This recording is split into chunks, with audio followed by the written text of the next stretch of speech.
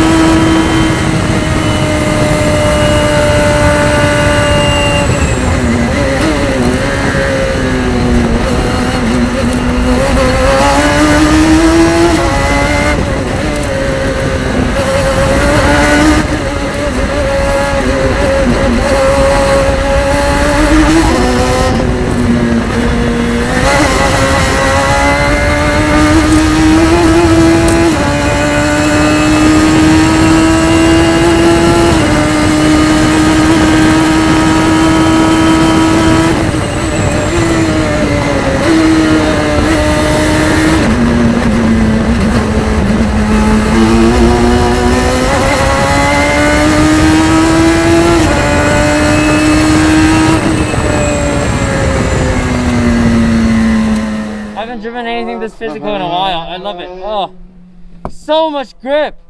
You No just shit. turn and turn and turn. It's really, really nice to drive. It's super cool. Like the wind and the hair, you know, the helmet lifting up. I'm like, oh shit. Yeah. We're back in the game again.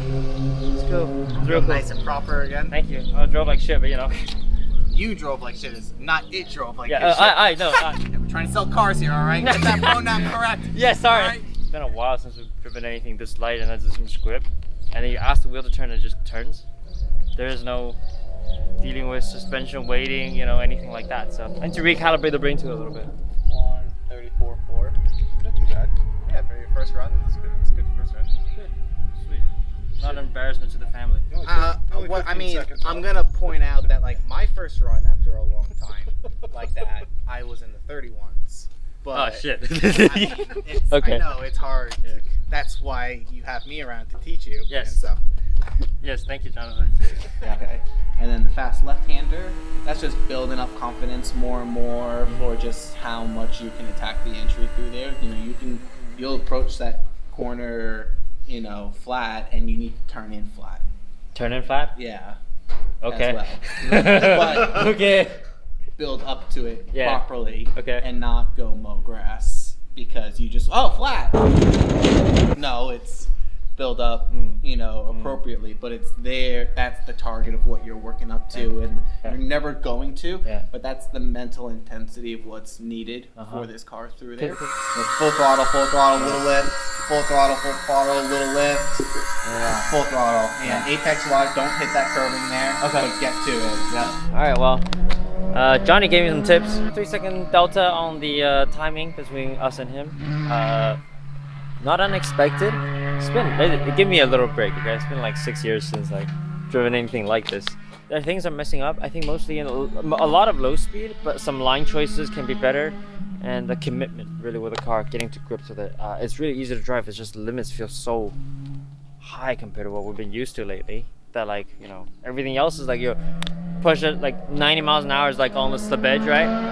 This, you're going in at 110 and you're like, I think I'm barely scratching the surface. The car's got so much more in it. So, yeah, let's see what we can extract out of it in round 2. I'd like to see if I can, you know, he's at a 31.6, we're at 34.4. You can half that gap somewhere to like I'd be happy with like a 32.9, like maybe even closer. Like we'll try. Just not be a disappointment, right?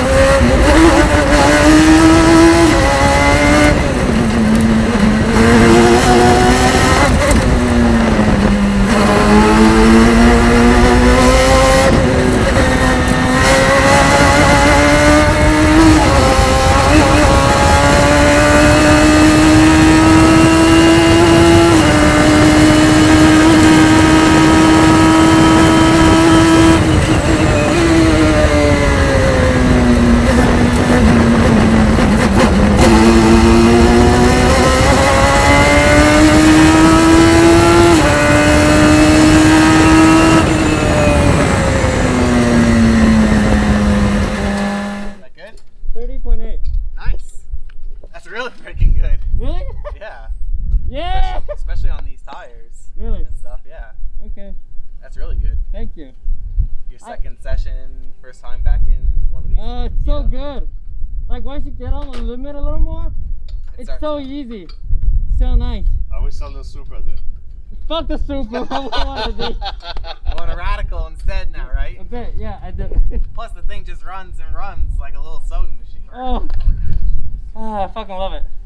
Thank you. Yeah, absolutely. Whew. Alright, when's our Radical program starting? Tomorrow. Ah, shit. Not bad, eh? Not bad. I guess your boy can still drive a bit. A little bit, only a little bit. Only a little bit. Yeah, it's not like there's something called like a cold Super Lab just happened or something. You know. Oh. That feeling of being on the edge with one of these light agile cars. Oh my god. No, just you know, it's just you know, the fact that you can buy one of these and just go to the track That's and, insane. and spend most of the day on the track, not under the car. Says Alex, a Subaru owner. No, it's crazy. Yeah, right? I really enjoy that. Yeah. Especially in session 2 when I start getting into the limit a little bit more. It's so easy to drive that like even when it's on the limit, you know when it's gonna do. When you're going to be able to catch things and when you need to counter steer, and it's really a confidence inspiring car of like we can cut 3 and a bit seconds in one session. You know, I really like that Compared to before, so now the deficit's only 3/10 on there. You know. 3 seconds to 3:10. Yeah, but after only 2 runs, like first time in something, anything like that, in whatever 5 years, your first time back here in 6 years, really, really good. You know, Say it into the camera, please. Into the... It was very good. But it reminds me of old times of how much of an effect that would have on you. Yes, in between yes, sessions. very. This is like right back to Sebring all over again. Yeah. 3 seconds in one session. Right, yeah. Right? Oh, wow. Oh, the irony. Oh, wait, is it that time you like crash into something in the final turn?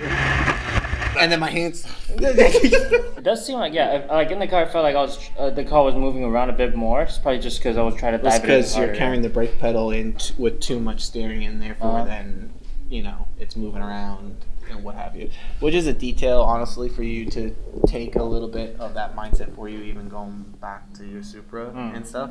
You know, this is a little, I can tell looking at this, like this is a little bit of habits. Without even being with you on track in the Supra right now, I can tell you right now that you need to be more mindful of that and bring that back for yourself. Okay. Instead of you trying to do all the work with max brake on the way in and max power, like hey, back up the brake zone a little bit, get off the brake pedal that little bit sooner and just roll it in. You know, you'll have like that second of coast period where the car is just taking a set and just roll it in and then pick up power and go, you know, as opposed to you're shifting so much weight and forwards, backwards, you're turning, the car can never really settle for yourself, you know. So in the end, your minimum speeds are therefore lower than what they really should be, or they're happening later, so they're running out. Say, oh, right now you're braking at the 2 marker in a given brake zone. Bring it back to 225 as you're turning in, and a little bit more predictable with that, and then you can pick up power sooner and on the way out, as opposed to you're carrying it in later, and now you release when you've turned in quite a bit. You have a lot of weight that shifted. Now it moves. I think that's actually really good advice. This is great because then we basically learned something for the Supra. Wow. Honestly, that was so much fun. Thank you, Jonathan and Group A and Radical Northeast for bringing us out, letting me have a go in the SR3 XX. Super nice to drive car. I mean, we found 3 seconds. We found 3 seconds in a bit. It's so nice to be able to work with them again and be able to really find the weakness in my driving and where we can improve overall, and taking some lessons into the future for time attacking and more driving other cars in general. So that's what I think sometimes we're missing a little bit in time attack, which is like seat time. You know what I mean? We did more laps today than maybe the last two weekends combined in the Supra. Really enjoyed my time with this car. Super agile, super sensitive to your inputs, and really requires you to be a very smooth yet confident driver with your inputs. And high speed is just all confidence. You better be ready for it and just lean on it, trust it, go for it. If you're interested in one of these, Jonathan's contact info is below. I'll leave it in the comments and description below. Hopefully, I'll be able to carry some of the lessons we learned today here into 2021 season. Most important thing, don't get complacent. A win is a win, yes, but celebrate, move on, see what else we can get. And now we found more to try and learn and try and improve upon. So yeah, very happy, very thankful, and very much enjoyed the Radical SR3 XX. Thank you all so much for watching. Take it easy, and I'll see you all next time. Goodbye.